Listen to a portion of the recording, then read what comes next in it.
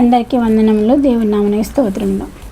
మంచిది. నేటి మన ధ్యానాంశము నమ్మకమైన వారికి దీవెనలు. లూకాసు వార్త 16వ అధ్యాయము 10వ వచనం చదువుకుందామండి. మిక్కిలి కొంచెంలో నమ్మకముగా ఉండువాడు ఎక్కువలోను నమ్మకముగా ఉండును, మిక్కిలి కొంచెంలో అన్యాయముగా ఉండువాడు ఎక్కువలోను అన్యాయముగా ఉండును. మిక్కిలి కొంచెంలో నమ్మకంగా ఉన్నవాడు ఎక్కువలోనూ కూడా నమ్మకంగా ఉంటాడు. మిక్కిలి కొంచెంలో అన్యాయంగా ఉన్నవాడు ఎక్కువలో కూడా అన్యాయంగా ఉంటాడు. ఇక్కడ మనకి దేవుడు ఏం మాట్లాడుతున్నారంటే నమ్మకం గురించి మాట్లాడుతున్నాడు. నమ్మకమైన వారికి మెండైన దీవెనలు, నీతిమంతులు ఆశీర్వదించబడుదురు, నీతిమంతులు ఆశీర్వదించబడుదురు. నమ్మకమైన వారికి మెండైన దీవెనలు. మిక్కిలి కొంచెంలో నమ్మకముగా ఉన్న వారికి మెండైన దీవెనలు. సపోజ్ నువ్వు చిన్న ఉద్యోగం చేస్తున్నావు అనుకోండి, ఆ చిన్న ఉద్యోగంలో నమ్మకంగా నువ్వు దశంభాగం ఇస్తున్నావు అనుకోండి, దేవుడు అంచెలంచెలుగా నిన్ను అభివృద్ధి చేస్తాడు. ఒక కోల్గేట్ తెలుసు కదండి మీకు. కోల్గేట్ పేస్ట్ వ్యాపారస్తుడంటండి. అతనికి అసలు ఎన్ని సంవత్సరాలు చేసిన లాభం అనేది రావట్లేదంట, నష్టాల బాటలోనే ఉందంట. ఒకరోజు ఓడలో ప్రయాణం చేస్తూ ఉంటే కెప్టెన్కి చెప్పాయంట, నా బిజినెస్ ఎప్పుడు నష్టాల్లోనే ఉంటుంది, లాభాలు అనేవి లేవు, ఏం చేయాలి అని అంటే అప్పుడు ఆ కెప్టెన్ చెప్పాడంట, నువ్వు దశంభాగం ఇవ్వు, దేవుని నమ్ముకొని నీ కంపెనీ బాగా అభివృద్ధి చెందిద్ది, నీ బిజినెస్ అని చెప్పాడంట. అప్పటి నుంచి ఈ యొక్క కోల్గేట్ అనే అతను దశంభాగం ఇవ్వటం మొదలుపెట్టాడంట. ఇంకా ఆ ఫ్యాక్టరీ బిజినెస్ బాగా అభివృద్ధి చెందిందంట.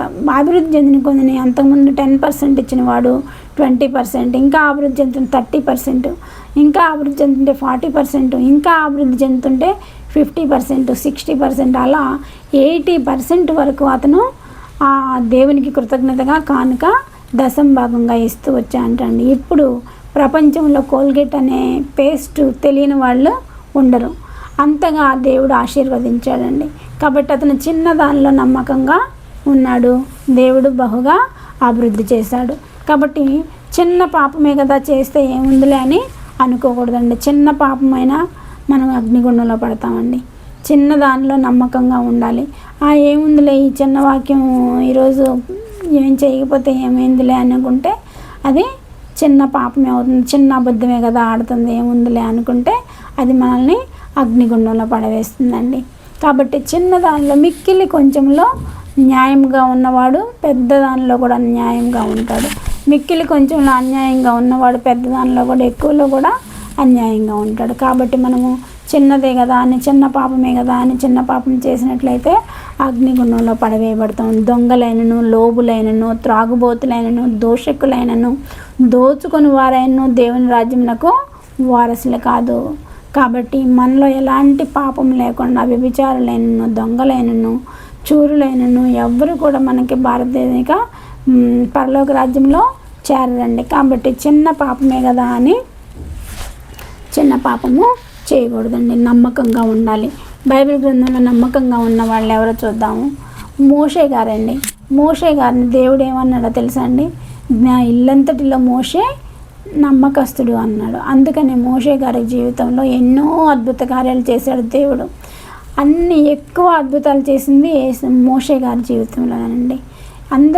అందరి జీవితాల్లో అద్భుతాలు చేశారు, కానీ ఎక్కువ అద్భుతాలు చేసింది మోషే గారి జీవితంలో. ఎందుకు? మోషే గారు నా ఇల్లంతటిలో నమ్మకస్తుడని, దేవుడే నమ్మకస్తుడని మాట్లాడినారు. కాబట్టి నమ్మకమైన వారికి మెండైన దీవెనలని మనకి ఇక్కడ అర్థమవుతుంది కదండి. ఓకే. తర్వాత ఏలియా గారండి. ఏలియా గారు కూడా నమ్మకంగా ప్రార్థించారు. ఒకరోజు 3.5 సంవత్సరాల తర్వాత వర్షం పడాలి అని ఆయన ప్రార్థిస్తూ ఉన్నారు. నమ్మకంతో ప్రార్థిస్తున్నారు. ఎలీషా గారిని వెళ్ళి చూసి రమ్మన్నారు. మేఘం ఏమైనా వచ్చిందంటే మొదటిసారి ప్రార్థన చేసినప్పుడు రాలేదు. మరలా ప్రార్థన చేశాడు. మళ్ళీ ఎలీషాని పంపించాడు, రాలేదు. 3వసారి ప్రార్థించాడు, 4వసారి ప్రార్థించాడు, ఎలీషా గారిని పంపించాడు. 5వసారి ప్రార్థించాడు, ఎలీషా గారిని పంపించాడు. ఆయనను నమ్మకంతో 6వసారి ప్రార్థించాడు, రాలేదు. ఆయనను నమ్మకంతో 7వసారి ప్రార్థించగా చిన్న మేఘము ఆయనకి కనిపించినట్లుగా ఎలీషా గారు చెప్పాడు. అరచే అంత చిన్న మేఘం కనిపిస్తుందనగానే చిన్న మేఘము పెద్ద వాన, చిన్న మేఘము పెద్ద వాన కురియటం అనేది జరిగిందండి. కాబట్టి మనం నమ్మకంతో ప్రార్థించినట్లయితే దేవుడు మన జీవితంలో అద్భుత కార్యాలు చేస్తాడండి. నమ్మకమైన వారికి మెండైన దీవెనలు, నీతిమంతుల తల మీదకి ఆశీర్వాదములు వచ్చును అని దేవుడు మాట్లాడుతున్నాడు. నమ్మిన వారికి క్రీస్తు నెమ్మదినిచ్చెనుగా, నమ్మిన వారికి క్రీస్తు నెమ్మదినిచ్చెనుగా, నమ్మని వారికి నిత్య నరకము తప్పదుగా, నమ్మని వారికి నిత్య నరకము తప్పదుగా. నిర్లక్ష్యము చేయకను రండి రక్షణ పొందండి, నిర్లక్ష్యము చేయకను రండి రక్షణ పొందండి. ఇది ఏ సమయంబు రండి యేసుని చేరండి, ఇక సమయము లేదండి రండి రక్షణ పొందండి. ఇది ఏ సమయంబు రండి యేసుని చేరండి, ఇక సమయము లేదండి రండి రక్షణ పొందండి. ఇది ఏ సమయంబు రండి యేసుని చేరండి, ఇక సమయం లేదండి. ఇదే యేసుని రక్షణ పొందడానికి సమయము, అనుకూల సమయము. ఈ సమయంలోనే మనం రక్షణ పొందాలి. రక్షణలో ఉన్న మనము నమ్మకంతో ఉండాలి. నమ్మకంతో ఉండి మెండైన దీవెనలు యేసే దగ్గర పొందుకోవాలి.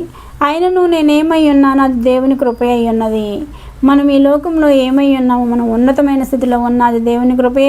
మనం మధ్యరక స్థితిలో ఉన్నది దేవుని కృపే. ఒకవేళ శ్రమలు, శోధనలు, వేదనల స్థితిలో ఉంటే నమ్మకంగా ఉన్నట్లయితే దేవుడు ఆశీర్వదిస్తాడు. శ్రమలు ఆశీర్వాదాలకు కారణమండి.